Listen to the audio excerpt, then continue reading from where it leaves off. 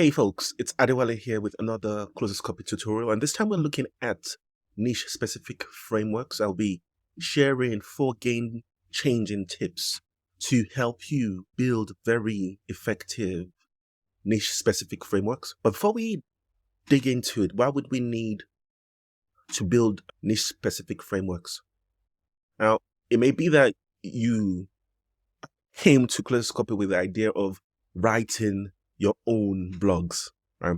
The reality is you yourself, you are in a niche, and if you ignore that fact, you will most likely shoot yourself in the foot. And why do I say that? Because you are not a vacuum. Your niche already exists, and within your niche, there are people who already have blog posts and articles that are written for people in your niche. If you try to do something completely different to what's happening already in your niche, people just won't gravitate towards you. So it's good to know how to work within your niche, and it's good to know how to build your framework so that they adhere to the principles within your niche.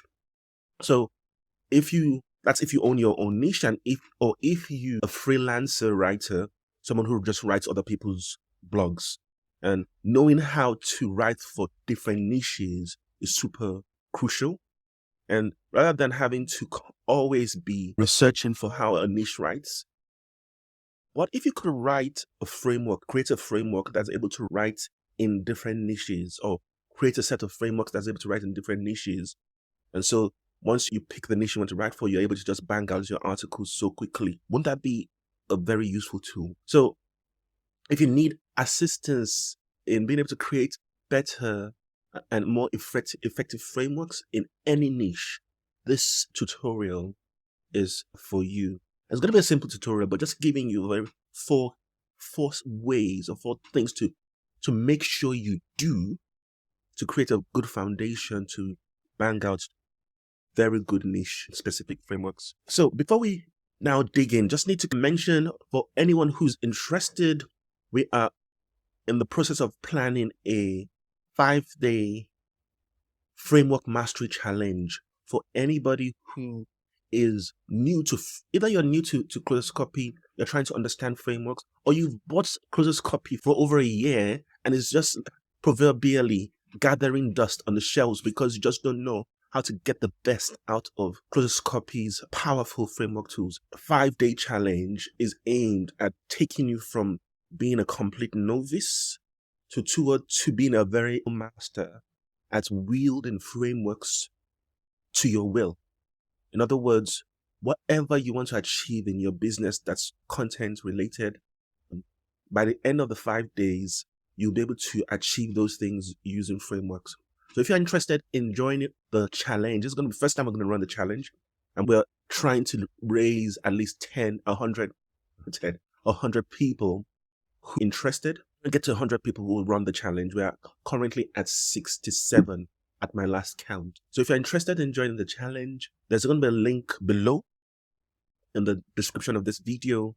Just click that link and request to join, and we will get going. Cool. So we have 4 game-changing tips to explore today. And the first tip is to think of niche-specific frameworks in these terms: teachers and consumers. So within any niche, there are going to be teachers and there are going to be consumers. If you don't bear this in mind, you're just going to be writing or creating your frameworks, and you may be targeting the wrong group within your niche. So the teachers are really like the professionals who go to university, they study, and they create products for the consumers. How does that relate? So in my niche, you would have the psychotherapists or the counselors or the psychologists. These are the teachers. The consumers are the clients who come for therapy. They're the consumers. So if I'm going to write a blog and I'm writing to teachers, but I use just consumer language, I might turn some of those teachers off because they're coming with an expectation of a certain type of language, which in their own eyes will suggest quality. It may not be quality, but because I'm not using, I'm actually writing consumer language, but quality stuff. But then because I'm not using the language expected by the teachers, it's ignored. So when you're coming to your frameworks with that perspective, trying to decide, am I going to be reaching out to the consumers within my niche, or am I reaching out to the teachers, the authors, creators within my niche? Because then you have to, that would determine the language we will be using in your frameworks. This is why what will start to make the foundation of any frameworks you create niche specific. So what would that look like if I go to a particular blog in my own niche? So within my own niche, there's this guy called Paul Gilbert, who's a founder for Compassionate Mind CBT Techniques. Now, within this site, he has some resources. If I go to the research section, oh man, making everything up. I'll try some. Okay, there's this site called Get Self-Help, and has a lot of self-help materials. One of the things I realize is that the self-help materials is often catered to the consumers. So if I pick ideas out of this content, that's not work today. Right, okay. So I pick ideas out of this content. This will very much speak to the consumers in my niche. Quite often it's written at a language that's easy to understand and has very little of the jargon that the professionals know, which the consumers don't really have a clue about or don't even care about. Okay. So if I want to write to the teachers, I may go and look for research documents within my niche, but you get the idea. So teachers and consumers, right? So once you decide whether you're going for teachers or you're going for consumers, you pick 5 different topics within the niche. So if it's consumers, 5 topics within that niche of consumers. If it's teachers, 5 topics within the niche of teachers within that niche. Let's say you are in the fitness niche. So wait. Okay.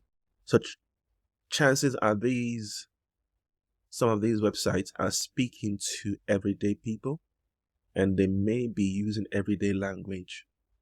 So 5 topics within the weight loss niche might be paleo diets, or how to do intermittent fasting correctly. It could be how to source the right types of meat to eat. So you pick 5 different topics within that niche, and you use those 5 topics to train your AI. You may be training your AI with the headlines.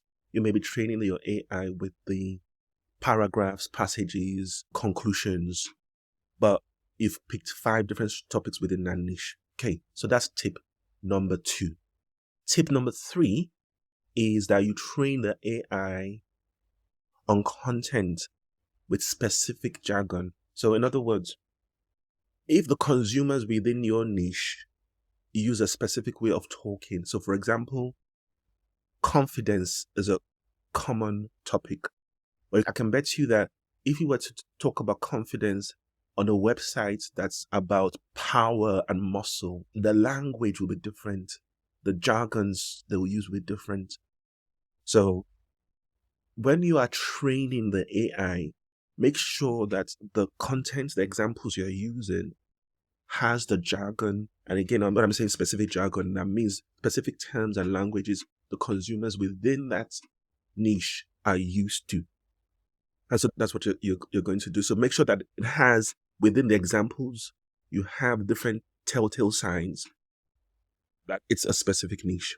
Okay. So what would that look like? Let's go to muscle building. So this is a site called bodybuilding.com. Okay. So this particular site talks about confidence with bodybuilding. On the surface, it looks like, oh, yeah, it's just mentioning things that seem similar with bodybuilding. But if we take this site and take a site that is, so this is confidence building for soldiers. Soldiers. I say shoulders. So this is confidence building for soldiers. So find out how the army helps to create confidence that lasts a lifetime in this assembly and lesson. We dispel common myths about confidence, discuss confidence building situations, and explore how we can use challenge to develop growth mindset. This lesson and assembly, can you see what's going on here? I wouldn't even mention assembly if I'm talking about confidence building in mental health. Dispel common myths, develop a growth mindset, lasting life, confidence that lasts a lifetime, use challenge to develop. Can you see? There's a bit of a twist with the kind of language they're using. Whereas if you go to the bodybuilding for just a bodybuilding site, bodybuilding promotes good health. Being healthy overall makes you feel good and improves your self-esteem. Sounds a little bit sloppy for a soldier. So when a soldier reads this, it makes more sense. It feels more connected. But if a soldier reads this, it's okay, but it does not give the same type of influence. Okay, I hope that makes sense. So that's what we want to do. We want to make sure that the AI is trained in specific jargon. Now, once we gathered our examples that's got the specific jargon in it, we want to then use AI to test that the words or the jargons that are within the example content that you're using to train your AI has got things that the AI understands. In other words, there's no point using niche-specific language that the AI does not have a clue what it means. That will confuse your AI. Confuse the AI. Not only confuse the AI, because the AI is confused, the AI will think, oh, I'm able to give you output that's got made-up words. And so fill up your content with a lot of made-up words that doesn't make any sense. So you need to make sure that the jargons you're using, within the context you're using it, makes sense to the AI. And one of the ways you could do that would be to use my Ask Any Question framework. In other words, if you are to ask AI a specific question using the jargon, what does this word mean in the army? So let's try the framework. Ask me a question. What was that? What does assembly mean in the army? So I want to know, what does assembly mean in army literature? Assembly means quite a lot of different things, but does AI know what it means in the army literature? Oh, so in army literature, assembly means put together. So putting something together. Now, I don't know. I'm not in the army, but someone who's in the army will know that's correct if it's correct. And if that's correct, then you can use that term within your framework. Otherwise, if you don't do this kind of checks, your AI is just not good. Your frameworks are not going to be effective.